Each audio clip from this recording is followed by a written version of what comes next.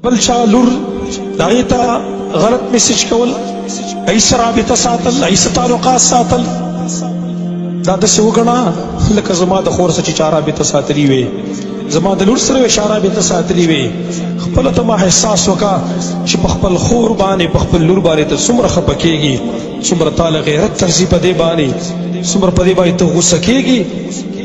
نو ولې دا بل مسلمان، دا مسلمان نه دی، دغه د خور مسلمان نه ده، دغه د لور مسلمان نه ده، دا الله ستاسو الله نه دی، دغه رب ستاسو رب نه دی. کدا د الله د ربوبیت انکار کوي خو بېله خبره ده، او کله الله د ربوبیت انکار نه کوي، د الله د مالکیت انکار نه کوي، نو ستاسو دقه الله ویلي چې ولا تقربوا الزنا، زنا ته مه نږدې کېږئ، زنا ته مه نږدې کېږئ، زنا ته مه نږدې کېږئ. لیکن افسوس څه افسوس دی چې زما الله بار بار قرآن کې وایي، شپه ورځ دا آیتونه تلاوت کېږي ولا تقربوا الزنا، ای مسلمانانو زنا ته مه نږدې کېږئ.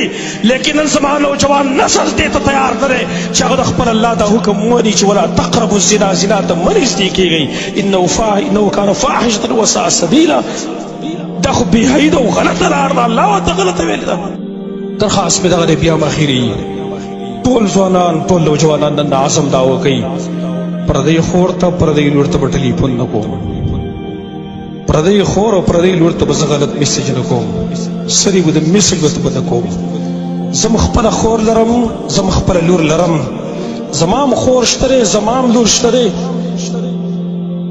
د بل چا لور دغې ته غلط میسج کول، ایسه رابطه ساتل، ایسه تعلقات ساتل، دا داسې وګڼه لکه زما د خور سره چې چا رابطه ساتلي وي، زما د لور سره چا رابطه ساتلي وي. خپله ته ما احساس وکړه چې په خپل خور باندې په خپل لور باندې ته څومره خفه کېږي، څومره تاله غیرت ترځي په دې باندې، څومره په دې باندې ته غوسه کېږي. نو ولې دا بل مسلمان، دا مسلمان نه دی، دغه د خور مسلمانه نه ده، دغه د لور مسلمانه نه ده. لږ د هوش نه به کار اخلو.